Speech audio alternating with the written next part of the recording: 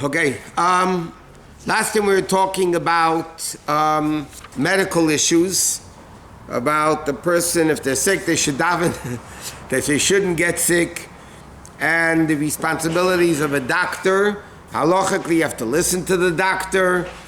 All the various different things. We're discussing what happens if somebody is deathly ill and there's a surgery or procedure that could be done. The problem is, if it works, then they can live much longer. But if it doesn't work, they can die earlier. So again, if it's even 50-50, the halacha is that you do the procedure because it's at least possible that the person will be able to live long. We also discussed doctors have to be experts in the field. But today we said doctors, because they're going through medical training, they're all obviously considered professionals in that.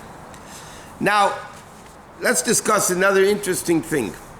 You take medication. Now, I'm not talking when life is in danger. Obviously, there's no issues, with you desecrate the whole Torah, except idolatry, adultery, and murder. But is somebody allowed to take medication that's not kosher? A lot of medications are not kosher, by the way. A lot of pills have magnesium stearate in it, which is just basically an animal derivative.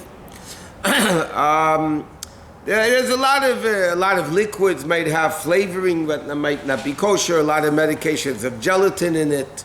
A lot of times, you have veggie caps, but you also have gelatin capsules.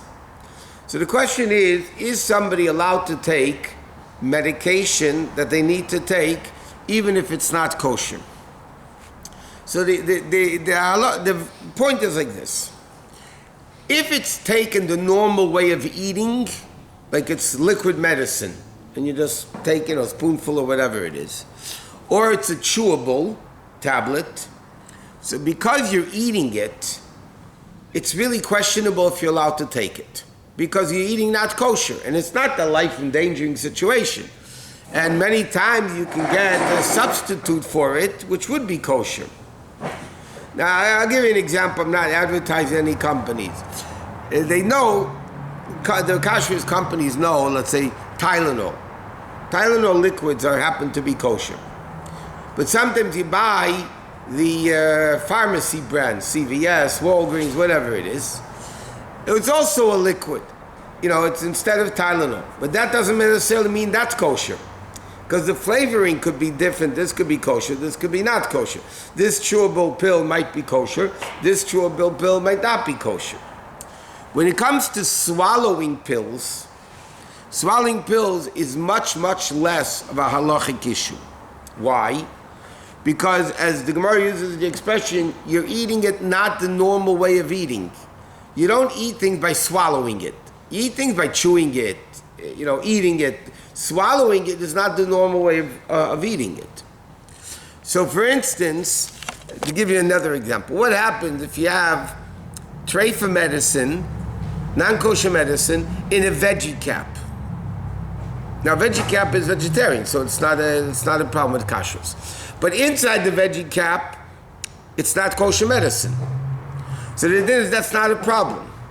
Why? Because the food is not even touching your throat. The problem of non-kosher food, by the way, halachically, is when your throat tastes it. In other words, technically, if somebody has a feeding tube straight into the stomach, food goes straight into the stomach, halachically, that food doesn't have to be kosher because you're not eating it. It's something you're allowed to benefit from. You're allowed to benefit from non-kosher food. You can't benefit from a mixture of meat and milk. But that's a different story. So let's say somebody has a feeding tube in the stomach, and at the same time they put in meat and milk together, and not pig milk, but beef meat. Not pig meat. But let's say they put beef and milk and they make it, and that's the medication into the stomach. So unless if it's a life-endangering situation, you wouldn't be allowed to do it because you're benefiting from meat and milk, which is forbidden not only to eat, but it's forbidden to benefit from too.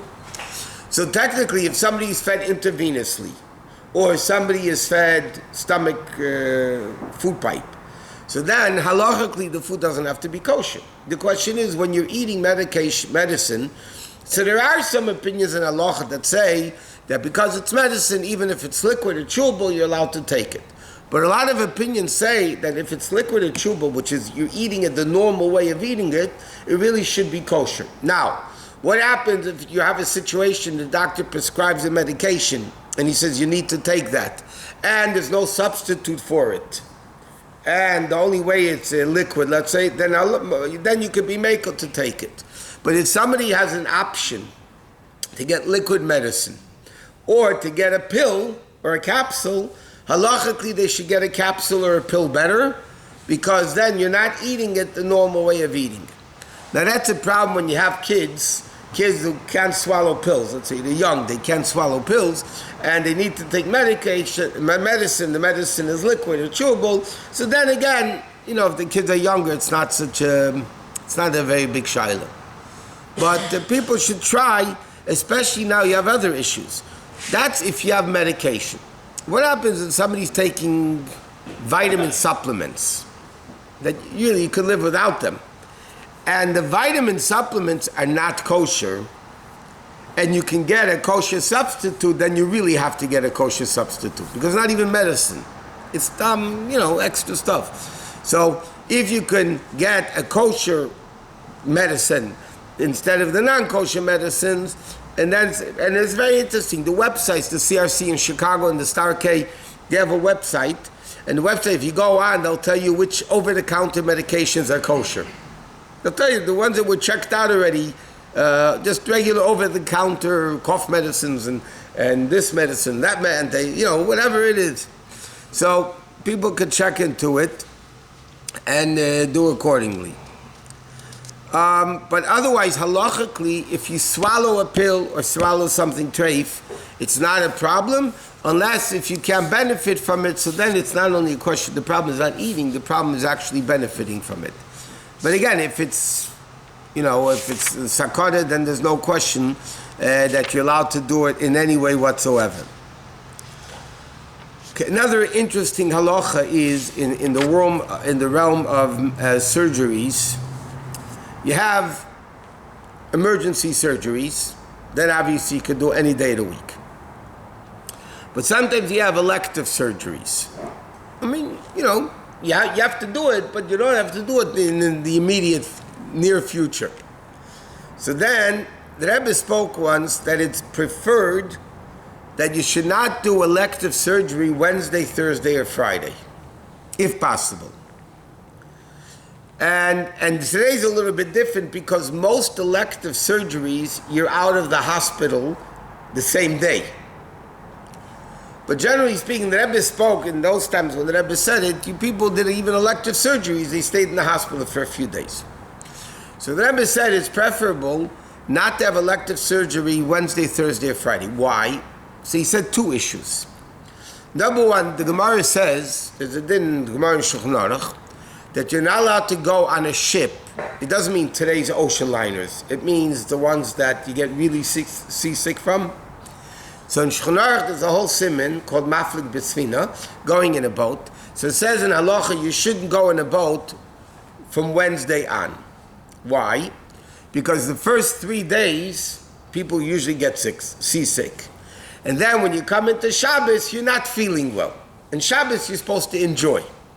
So therefore, if you do, elective, so the same thing, elective surgery, because, usually you don't feel good for the next few days. So then you Shabbos, you're coming and you're not going to be feeling well. And then the Rebbe spoke a practical issue with this. It was very interesting. The Rebbe said it's known that in America, over the weekend, they have substitute doctors. Over the weekend in the hospital. Because the good doctors to get, they have seniority and whatever, they have power. So they take off for the weekends. So who are you stuck with? Younger, newer doctors that are not that acquainted with medicine like a professional older doctor is. So the Rebbe said, number one, you're not going to get such good care over the weekend. So if you can, the Rebbe said, number one, you shouldn't do things to make you suffer. Obviously, if somebody could do it Wednesday, should do it Wednesday instead of Thursday, and Thursday instead of Friday. But again, if there's no choice, obviously this is the doctors only does the surgery, elective surgery on Friday. That's the only time they do it, okay? So again, as long as you can get home before Shabbos, or because then you have a problem, how do you get home on Shabbos, which is a separate story. But then you can do it, preferably not to do it on a Friday. But if you have no choice, that's the only time they do it, then you'd be allowed to do it on a Friday. Now what happens, and this happens very often, especially Friday afternoon, the Rabbanim get such a question.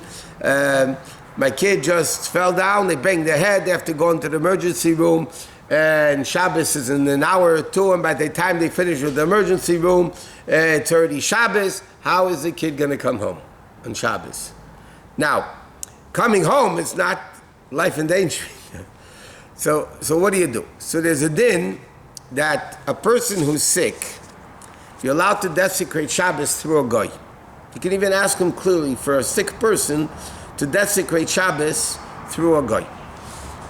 So if somebody, let's say, I'll give you another example. A woman gave birth Friday morning, and the hospital throws you out right after 24 hours. Many hospitals throw you out even earlier now.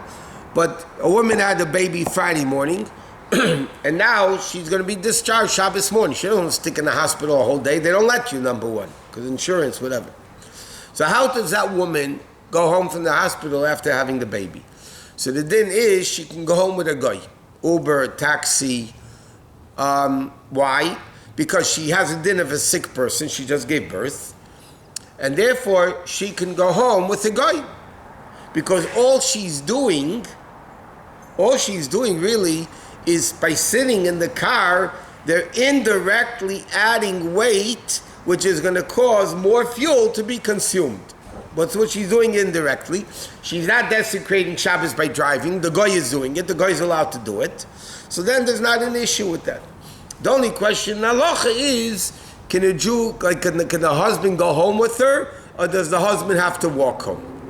So I saw there are a few opinions that say the husband can go also with her, but ideally, if possible, the husband should not go in the car, he should walk home. Who's going to call the Uber? You have someone from the hospital, right? If you can have somebody from the hospital calling the Uber, it's much better, because then a guy is calling the Uber from your phone. If not, you're allowed to call the Uber, because it's only one act of desecration Shabbos versus driving yourself in a car, which is a lot of Chilul Shabbos. So the best way of doing it is having the goy call the Uber, and the best thing is to do it right, to tell you the truth. The guy should take the stuff from your house to the car, and from the car to your house. The guy should open the car door, because the lights go on. The guy should open the car door, close the car door. When you get to the hospital, the guy should open the car door, close the car door, and carry your stuff into the hospital for you. Because in the hospital, you're allowed to carry already. That's the ideal situation. If that doesn't work, then, again, you'd be allowed to do it the other way. What if the Uber driver is Jewish? Again, halachically, he would be allowed to do it anyway, because like Hatzalah is from a Yidden, they're driving around on Shabbos, emergency situations. But halachically, why can I call an Uber? Because halachically, most Uber drivers are not Jewish. In fact, meanwhile, not in Israel, I'm talking here. Most Uber drivers are not Jewish. So therefore, when I call, I can assume it's going to be from the majority who is not Jewish. So therefore, I'm not asking for Israel might be a bigger problem, but okay.